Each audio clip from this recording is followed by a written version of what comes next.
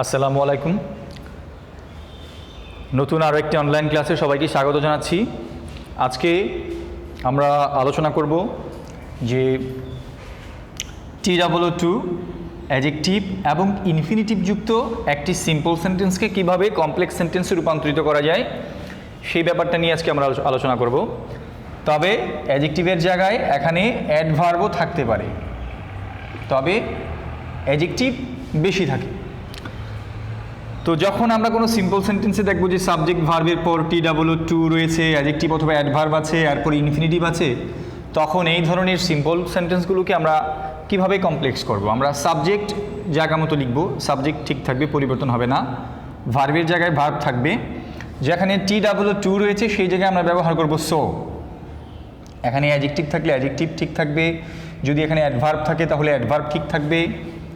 এরপর যেহেতু আমরা এটাকে কমপ্লেক্স সেন্টেন্সে রূপান্তরিত করতেছি এবং আমরা জানি যে একটি কমপ্লেক্স সেন্টেন্সের মধ্যে একটি ইন্ডিপেন্ডেন্ট ক্লজের সাথে এক বা একাধিক ডিপেন্ডেন্ট অথবা সাবঅর্ডিনেট ক্লজ থাকে, তো সেই জন্য এই অ্যাডজেক্টিভ পর্যন্ত যখন লেখা হয়ে যাবে তখন এটা হবে একটি ইন্ডিপেন্ডেন্ট ক্লজ। এখন ওই ডিপেন্ডেন্ট ক্লজ আমরা তৈরি করব। সেই ক্লজ তৈরি করার জন্য আমরা কি করব, অ্যাডজেক্টিভের পরপর আমরা একটি কনজাংশন ব্যবহার করব দ্যাট, এরপর সাবজেক্ট নিয়ে আসবো। সাবজেক্টটি অবশ্যই সিম্পল সেন্টেন্স থেকেই আসবে। কোথা থেকে আসবে এটা আমরা পরে উদাহরণে গেলে বুঝতে পারবো। এরপর এই সাবজেক্টের পর আমরা যেহেতু এখানে একটি ডিপেন্ডেন্ট ক্লজ তৈরি করতেছি, সুতরাং আমাদের একটি ফাইনাইট ভার্ব প্রয়োজন।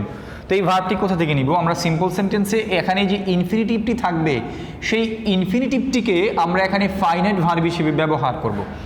এটাকে ফাইনাইট ভার্বে রূপান্তরিত করার জন্য টু এর পরে যে ভার্বটি আছে তার আগে আমরা ক্যান নট অথবা কুড নট ব্যবহার করে দিলেই, এই ক্যান নট এরপরে এই ভার্বটা ব্যবহার করলাম অথবা কুড নট এরপরে এই ভার্বটা ব্যবহার করলাম, তখন এটি ফাইনাইট ভার্বে রূপান্তরিত হয়ে যাবে।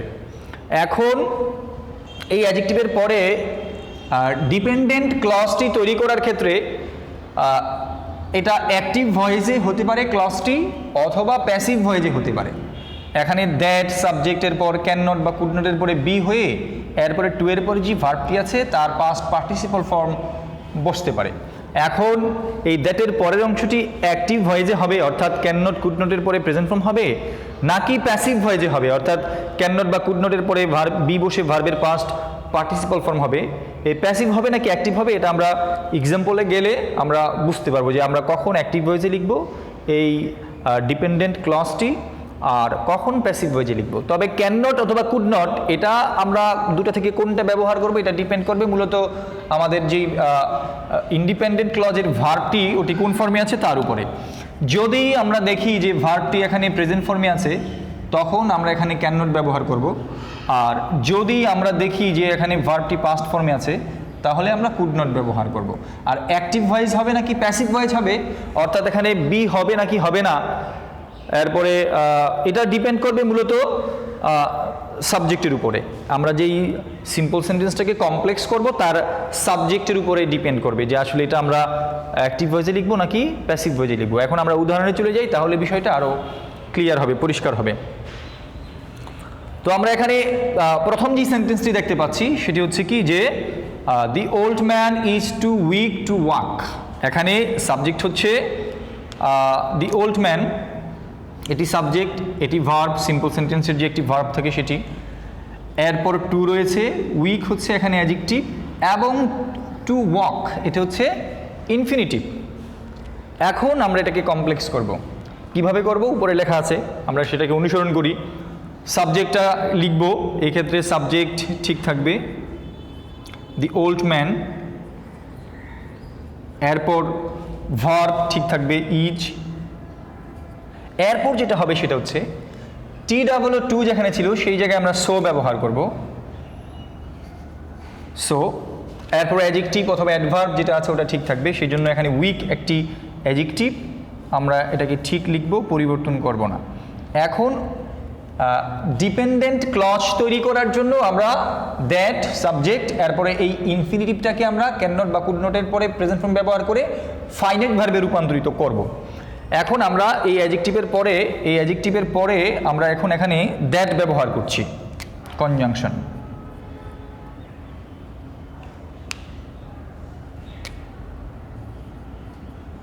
এরপর সাবজেক্ট ব্যবহার করব। সাবজেক্ট কোথা থেকে আসবে? আচ্ছা, আমরা এই সেন্টেন্সের বাংলা করি যে বৃদ্ধ লোকটি এতই দুর্বল হাঁটতে পারে না। অর্থাৎ আমরা দেখতে পাচ্ছি যে এখানে দুর্বল কে?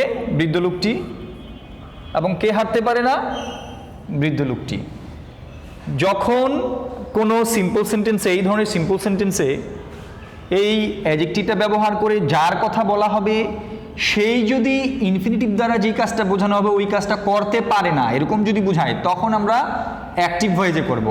ক্যান নট বা কুড নট ব্যবহার করে ভার্বের প্রেজেন্ট ফর্ম ব্যবহার করব।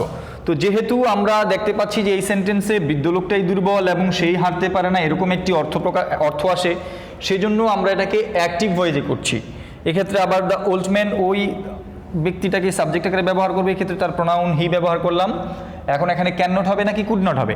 যেহেতু আমরা দেখতে পাচ্ছি প্রথম অংশের ভার্বটি প্রেজেন্ট ফর্মে আছে, আমরা জানি প্রেজেন্ট ফর্মে থাকলে ক্যান নট হয়, সেই জন্য আমরা এখানে ক্যান নট ব্যবহার করব। এরপর টু এর পরে যে ভার্বটি ছিল সেটি ব্যবহার করব, এক্ষেত্রে ওয়াক। তো এটি কমপ্লেক্স হয়ে গেল। দি old man is so weak that he can't walk. এখানে অ্যাক্টিভ ভয়েস কেন হলো?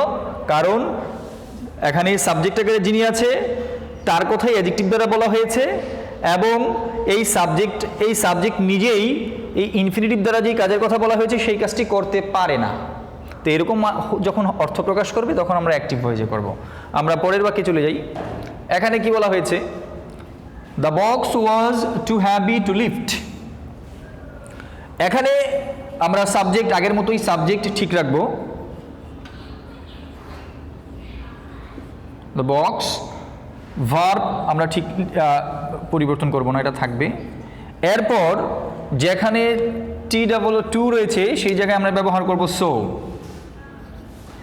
অ্যাডজেক্টিভ আমরা ঠিক লিখব, অ্যাডজেক্টিভ পরিবর্তন হবে না, হ্যাভি। এরপর এই অ্যাডজেক্টিভের পর কি করতে হবে? একটি ইন্ডিপেন্ডেন্ট ক্লজ তৈরি করার জন্য দ্যাট, কনজাংশন দ্যাট ব্যবহার করব আমরা এখানে। এরপর সাবজেক্ট আসবে, সাবজেক্ট আসার পর ক্যান নট বা কুড নট। এখন ক্যান নট বা কুড নটের পরে হয়তো সরাসরি প্রেজেন্ট ফর্ম হবে অথবা ক্যান নট বা কুড নটের পরে বি ব্যবহার করে ভার্বের পাস্ট পার্টিসিপল ফর্ম হবে, অর্থাৎ হয়তো অ্যাক্টিভ হবে নতুবা প্যাসিভ হবে। এখন এখানে কি হবে? আগের বাক্যটা তো অ্যাক্টিভ হয়েছিল, কেন? কারণ সাবজেক্ট নিজেই দুর্বল ছিল এবং নিজেই কাজটা করতে পারে নাই। এখানে কি এরকম অর্থ প্রকাশ করে? এখানে কি অর্থ প্রকাশ করে? বাক্সটি the box was too heavy, মানে বাক্সটি এতই ভারী ছিল, টু লিফট মানে এটাকে উত্তোলন করা যায় না।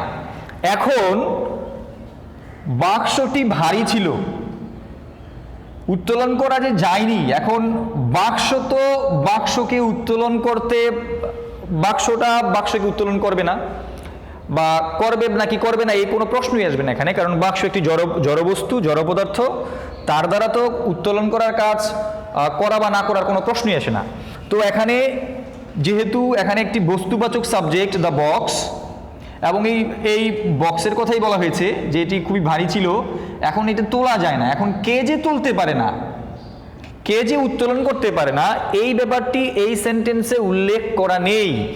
অর্থাৎ এখানে যেরকম সাবজেক্ট দুর্বল ছিল, সাবজেক্ট নিজেই হাঁটতে পারে না, এখানে বিষয়টা এরকম নয়। এখানে সাবজেক্ট হচ্ছে দ্য বক্স, বক্সটি ভারী ছিল, এখন ভারী ছিল বিদায়, এই বক্সটি ভারী ছিল বিদায়, এই বক্সটি যে কে তুলতে পারে না সেটা এখানে উল্লেখ করা হয় নাই। এই ধরনের সেন্টেন্সেই আমরা পিছনের ক্লজটিকে প্যাসিভ ভয়েসে করব, অর্থাৎ সাবজেক্ট ব্যবহার করে ক্যান নট বা কুড নট ব্যবহার করে বি ব্যবহার করে ভার্বের পাস্ট পার্টিসিপল ফর্ম ব্যবহার করে দিলে হয়ে যাবে। তো সেই জন্য আমরা এটাকে প্যাসিভে করব। এই ক্ষেত্রে আবার প্রথম সাবজেক্ট দ্য বক্স, এটাকেই ব্যবহার করব। দ্য বক্সের প্রোনাউন ইট, এখানে ওয়াজ থাকার কারণে আমরা এখানে কুড নট ব্যবহার করছি। এখন যেহেতু প্যাসিভ হবে সেই জন্য বি ব্যবহার করতে হবে। এরপরে টু এর পরে যে ভার্বটি আছে লিফট, এর পাস্ট পার্টিসিপল ফর্ম আমরা ব্যবহার করে দিব, লিফটেড, এটা প্যাসিভ হয়ে যাবে। তো এখানে এই দুটো সেন্টেন্সের মধ্যে পার্থক্য হচ্ছে আমরা দ্যাটের পরের অংশটাকে এখানে অ্যাক্টিভ ভয়েসে করেছি, এখানে দ্যাটের পরের অংশটাকে আমরা প্যাসিভ ভয়েসে করেছি। কেন করেছি? কারণ এখানে যিনি সাবজেক্ট ছিল তিনি কাজটি করতে পারেন নাই, এখানে যিনি সাবজেক্ট ছিল এখানে তার সাথে এই কাজের কোনো সম্পর্ক ছিল না, কে যে কাজটি করতে পারে নাই সেটি এখানে উল্লেখ করা নাই এই সেন্টেন্সে, সেই জন্য আমরা এখানে এই সাবজেক্টটিকে ব্যবহার করে প্যাসিভ ভয়েসে করে দিয়েছি। এখন পরের সেন্টেন্স আমরা চলে যাই। এখানে কি বলা হয়েছে? The box was too heavy for me. আগের সেন্টেন্সটি আমরা লিখেছি, উপরে যেই সেন্টেন্সটি ছিল the box was too heavy to lift, এই সেন্টেন্সটিকে আমরা লিখেছি, কিন্তু এখানে অ্যাডজেক্টিভের পরে ইনফিনিটিভের আগে অতিরিক্ত আমরা ফর ব্যবহার করে মিটাকে অবজেক্ট আকারে ব্যবহার করেছি। তো এখানে সাবজেক্ট হচ্ছে দ্য বক্স, বস্তুগত সাবজেক্ট, জড় পদার্থ, তার কাজ করার কোনো ক্ষমতা নাই এখানে, সেজন্য এখানে মিটাকে বলা হয়েছে, বোঝানো হয়েছে, ফর মি লেখা হয়েছে যে আসলে বাক্সটি ভারী ছিল, কার জন্য ভারী ছিল? আমার জন্য ভারী ছিল। যেহেতু বাক্সটি আমার জন্য ভারী ছিল, তার মানে আমি তুলতে পারিনি। উপরের সেন্টেন্সে আসলে কে যে তুলতে পারেনি এটা উল্লেখ করা ছিল না, এখানে এই ফর মি ব্যবহার করে সেটা উল্লেখ করা হয়েছে যে আসলে কার জন্য বাক্সটি ভারী এবং কে তুলতে পারে না। এক্ষেত্রে এই সেন্টেন্সটিকে আবার করার ক্ষেত্রে আমরা পিছনের ক্লজটিকে অ্যাক্টিভ ভয়েসেই করতে পারবো, যেহেতু এখানে আসলে কে তুলতে পারে না এই বক্সটি, সেই ব্যাপারটি এখানে ফর মি ব্যবহার করে সেটা উল্লেখ করা হয়েছে। এক্ষেত্রে সাবজেক্ট আগের মতোই, আমরা সাবজেক্ট ঠিক রাখবো, এরপরে ভার্বও ঠিক রাখবো। যেখানে TW2 রয়েছে সেই জায়গায় আমরা ব্যবহার করব সো। এরপর অ্যাডজেক্টিভ আমরা লিখব, অ্যাডজেক্টিভ বা অ্যাডভার্ব যেটা আছে ওটা ঠিক থাকবে, পরিবর্তন হবে না। এরপর ডিপেন্ডেন্ট ক্লজ তৈরি করার জন্য আমরা এই অ্যাডজেক্টিভের পর আমরা একটি কনজাংশন দ্যাট ব্যবহার করছি। দ্যাট ব্যবহার করার পরে এখানে সাবজেক্ট আসবে। আমরা এর আগের সেন্টেন্সে দ্য বক্সকে আবার পিছনে ব্যবহার করেছি, কারণ এখানে কে যে তুলতে পারে না সেটা উল্লেখ করা ছিল না, সেজন্য আমরা দ্য বক্সকে আবার সাবজেক্ট আকারে ব্যবহার করে প্যাসিভ করেছি। কিন্তু আমাদের এখানে বাক্সটি ভারী ছিল আমার জন্য, যেহেতু আমার জন্য ভারী ছিল তার মানে আমি তুলতে পারি নাই, সেজন্য এখানে এই মি সাবজেক্ট হয়ে আই হয়ে যাবে। যেহেতু আমরা ব্যক্তিটাকে পেয়ে গেছি যে আসলে কে উত্তোলন করতে পারে না, সেই জন্য এটাকে আমরা এখন এই অ্যাক্টিভ ভয়েসেই করতে পারবো, যদিও সাবজেক্টটা বস্তুবাচক। কিন্তু এখানে একটা ব্যক্তির কথা উল্লেখ করা আছে, ফর মি দিয়ে একটা ব্যক্তির কথা উল্লেখ করা হয়েছে, তাকে আমরা সাবজেক্ট আকারে ব্যবহার করার কারণে এটাকে আমরা আবার অ্যাক্টিভ ভয়েসে করতে পারছি। এখন ওয়াজ আছে বিদায় কুড নট হবে। এরপর যেহেতু অ্যাক্টিভ ভয়েসে হচ্ছে সেজন্য এই টু এর পরে এই লিফট ভার্বের বেস ফর্মটিকে আমরা বেস ফর্ম আকারে লিখে দিচ্ছি। কিন্তু এরকম যখন হবে যে একটা বস্তুবাচক সাবজেক্ট আসতেছে, এরপরে এখানে ফরের পর একজন ব্যক্তির কথা বলা হইতেছে, যে ব্যক্তি আসলে এই কাজটি পারে না, এই ধরনের বাক্যগুলোকে কমপ্লেক্স করার ক্ষেত্রে আমরা এইভাবে লিখব। লেখার পর এই সাবজেক্টের জায়গায় যেই বস্তুটি থাকবে ওই বস্তুটিকে আবার নির্দেশ করার জন্য আমরা এর প্রোনাউন হিসেবে পিছনে ইট ব্যবহার করব, তখন এই বাক্যটি সম্পূর্ণ হবে যে the box was so heavy that I could not lift it. কিন্তু যখন আমরা ওই প্যাসিভ ভয়েসে করব, কোনো ব্যক্তির কথা উল্লেখ করা থাকবে না, তখন আবার এটা লেখার প্রয়োজন হবে না। তো আশা করি তোমরা বুঝতে পেরেছো যে যখন আমরা TW2 এবং অ্যাডজেক্টিভ অথবা অ্যাডভার্ব এবং ইনফিনিটিভ যখন কোনো সিম্পল সেন্টেন্সে পাবো, সেই সেন্টেন্সগুলোকে আমরা কিভাবে কমপ্লেক্স করব সেটা আশা করি বুঝতে পেরেছো। এখানে এই 3 ধরনের সেন্টেন্স আমরা আলোচনা করেছি, পরীক্ষায় এই 3 ধরনের সেন্টেন্স থেকেই আসতে পারে যদি এই ধরনের কোনো সিম্পল সেন্টেন্স পরীক্ষায় আসে। তো ধন্যবাদ সবাইকে। আমার চ্যানেলটি সবাই সাবস্ক্রাইব করবে এবং এই ভিডিওটি শেয়ার করবে, এই আশাবাদ ব্যক্ত করে আজকে এখানেই শেষ করছি। ধন্যবাদ সবাইকে।